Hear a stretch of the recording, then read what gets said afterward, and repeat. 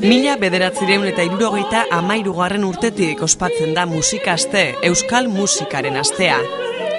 Zikloak Euskal Herriko musika, musikagileak, interpreteak eta herri musikaren adierazpenak balioan ipintzea du helburu. Aste bete osoan Euskal Herriko musikariek zein kanpokoek Euskal Herriko bertako musikarien lanak interpretatzen dituzte. Iraganeko musika da musikasteren funtsa antolatzaileen ustetan, iraganeko musika ez ezagutzeak oraingo belaunaldiak babesik gabe uztea ekarriko lukeelako aurrerapenaren kaltetan.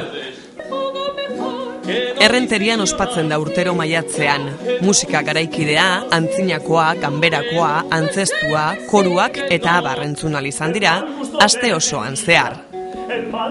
Eresbilek musikaren euskal artxiboak antolatuta, horietako emanaldi baten izan gara. Oso garrantzitsua da parte hartzea festival honetan. Hemen urtero prestatzen den programa bat oso zehatza, oso berezia euskal musikari buruz. Orduan, hemen egotea da guretzat da privilegio bat. Eta, gero dena grabatzen da, dena jasotzen da, gauzak ondo egiten dira, ez? Eta, guretzat, behin prestatuz gero, hori izango da lehenengo emanaldia, espero deu, ere, gero, saiatzea mugitzen beste toki batutan, ere, baina...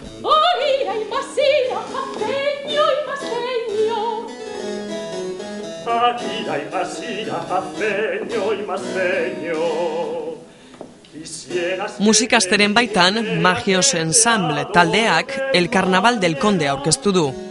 Gaur da estrainaldia, lehenengo aldiz. Beida, Peña Floridako konteak idaztezun musika, idaztezun antzerkia, bere etxean egiteko, bere saloian egiteko noblen artean eta lagunen artean, espektakulo txiki batzuk, etxekoak, ez? Gauza simpleak ziren eta atseginak eta ondo pasatzeko.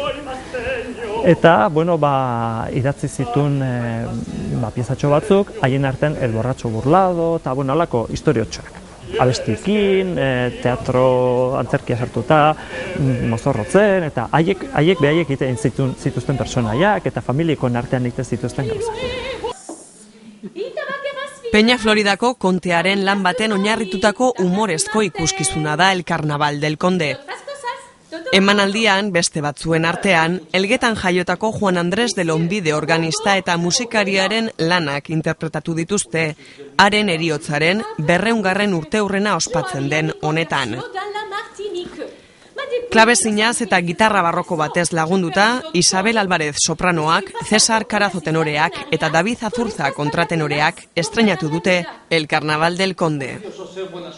Eta gaurko sainetea da hildo hortatik haiek idatzitako testu batzuk, beste batzuk moldatuta, hori aitzaki bezala hartuta, ardatza bezala, osatu da programa hau, hemengo musika pieza batzukin, batzuk dira gaina uste, ezin da esan estreinaldia denik, baina errekuperatu dira berriz, adibidez, Lonbide kompositorearen sonatak klabezinerako.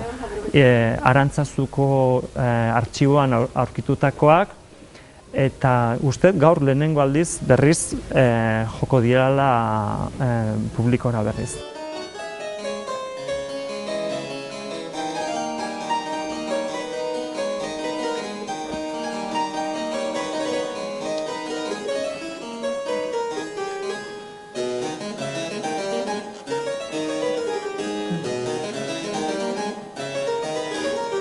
El Carnaval del Conde da Peña Floridako kontearen etxean gertatzen den inauteriko antzerkitxo bat.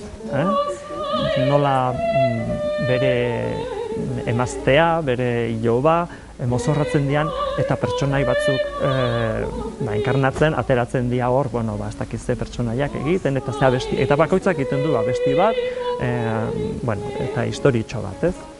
Eta hori da, gauza oso simplea da, baina bere garaiko estiloa ere, bizitzako modua ere ikusteko aukera bat, ez? Vengan pues sin perder tiempo, ensayemos!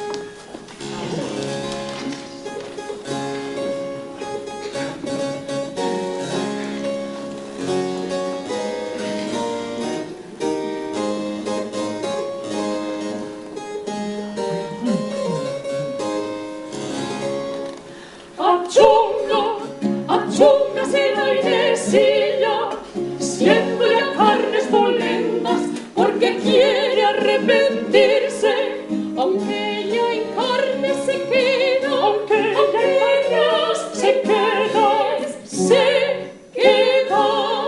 Sus donaires engacusan al chusma picaresca, a unos dice vaya, vaya, y a otros dice venga, venga, y a otros dice venga, venga.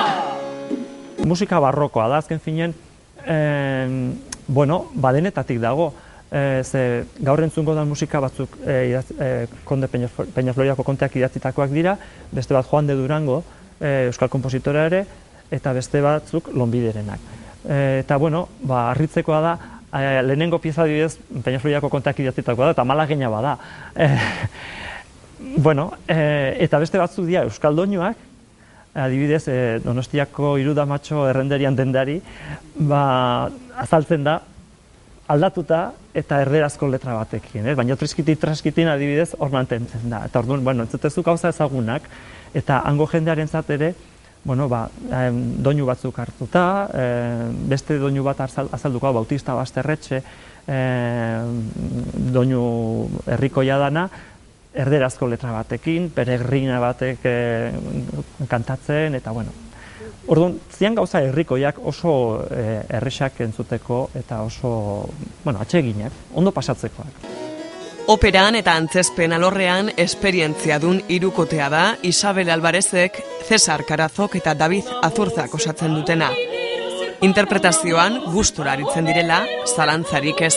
Ni nator koruen mundutik eta hasiera baten sartzea eszenatoki batean, bertigo pixkaten batez izun, baina gero eta gustuago eta gero eta engantxatuagoa, Ze esperientzia oso ezberdina da kantatzea paper batekin,